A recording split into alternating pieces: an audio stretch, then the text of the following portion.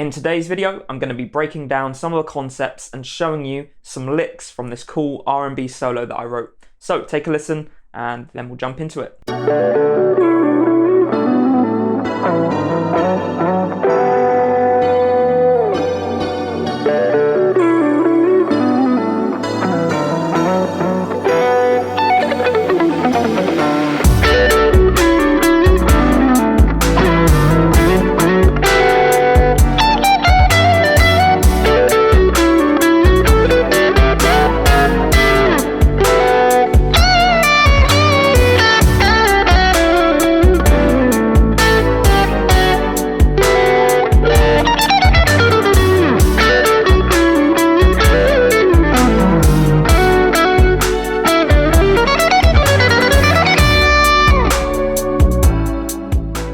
How's it going? Dave here. My channel is all about helping you create really awesome neo-soul and R&B sounds on your guitar. If that sounds like your kind of thing, make sure you hit that subscribe button and you click the notification bell so that you're notified every single time I release a new video. If you're looking for the tab or the backing track for this solo, head to the description at my Patreon page.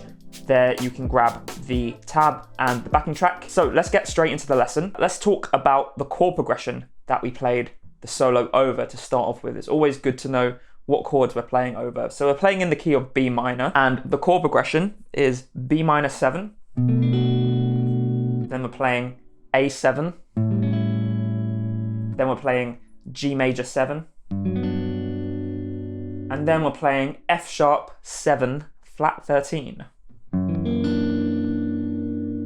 Okay, so what I did in that chord progression, I played each chord, then added a ninth on. So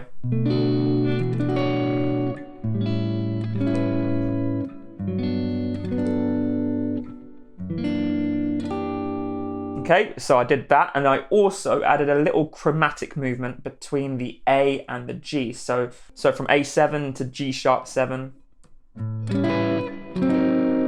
then that leads nicely back into the G major 7. All right, so let's take a look at the scales I was using. So over all of the chords, you can play the B minor scale.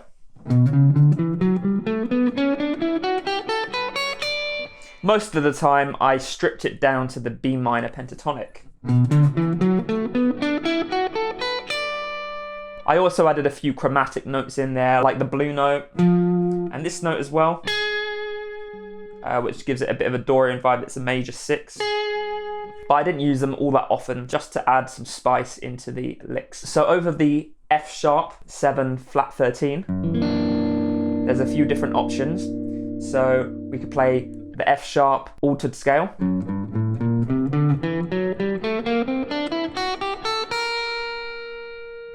or we could play the B harmonic minor scale.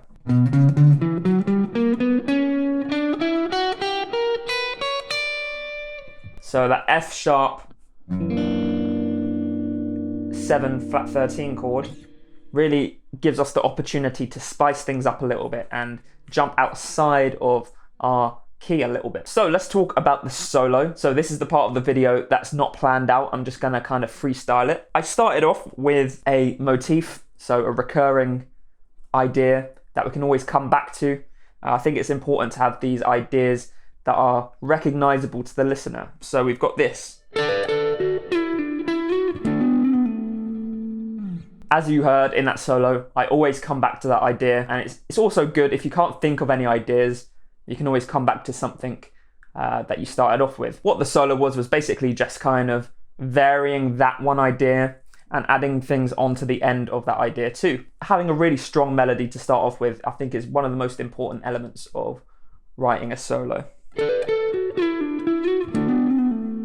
Then at the beginning I did this sort of melody. So I added this nice little neo-soul chord in there at the end of that lick as well. I also varied things up a little bit by,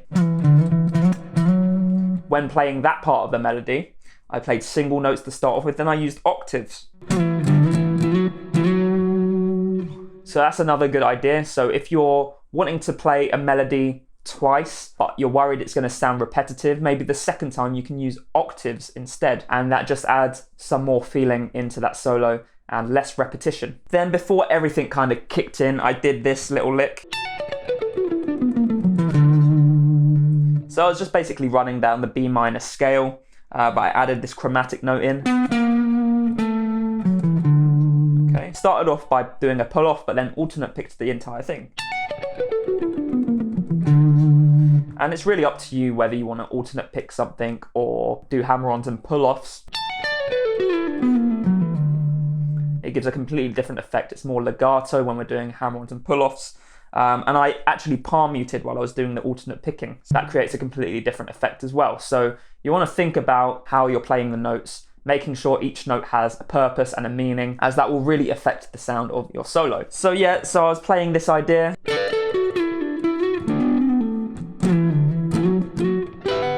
Then I did this little melody.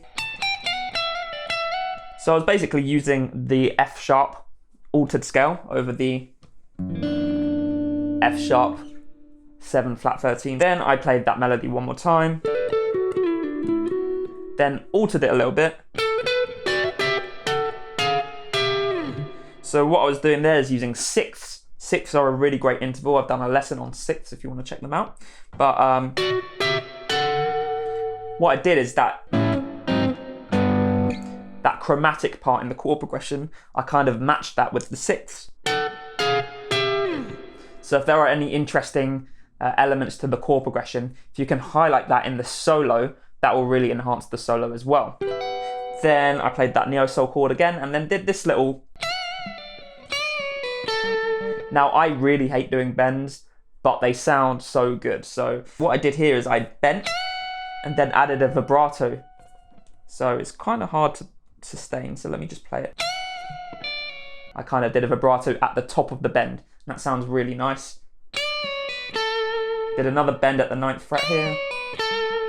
Cool, so that's another idea you can add into your playing. Adding some vibrato at the top of a bend sounds great. Again, I went back to that motif, but I kind of played it in a different way. I didn't use double stops this time, I just used single notes.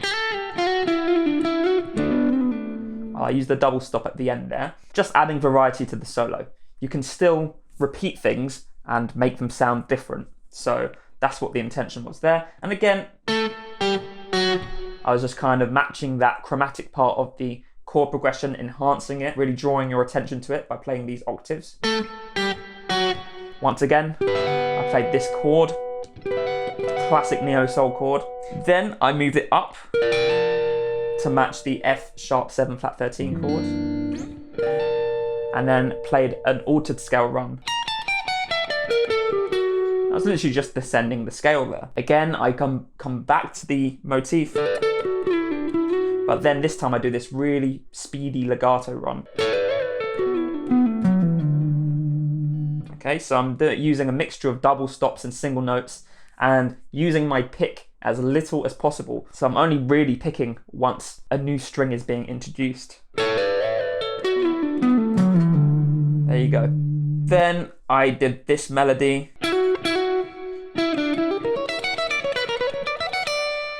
What I was doing is just a nice basic. But then we go back to that F sharp 7 flat 13. And I said we could use the B harmonic minor scale. Now within the B harmonic minor scale, we can create these diminished 7th arpeggios. So if you want to learn a bit more about that, check out my video on the harmonic minor scale. But I used this diminished 7th arpeggio and then just used the harmonic minor scale to do a little run to finish the solo off. There you go. You can see how we can mix these scales together and create some really interesting sounds. So the main takeaway here is have a motif, have a recognizable melody that you can come back to. It's always a great idea, and you can just change it in different ways each time you play it to add variety to the solo, to make it not so repetitive. Also, make sure you add maybe a chromatic idea in your chord progressions. That always adds some fun to the chord progression and to the solo. And also you can use these cool altered chords like I used in this chord progression here. So a lot of the time it's actually about the chord progression. The chord progression can make the solo sound a lot more interesting just because the chords are more kind of out there and spicy. Also, one more thing to take away, making sure each note in your solo has meaning and purpose and is played with intention. You're not just playing notes.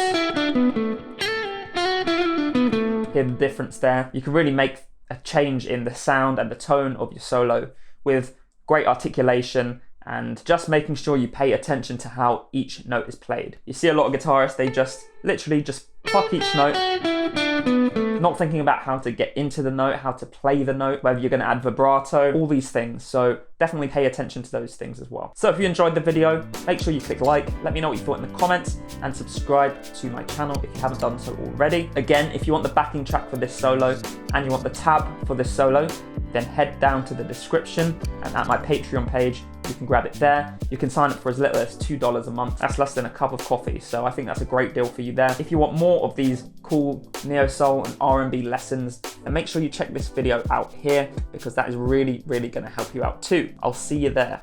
Have a good one.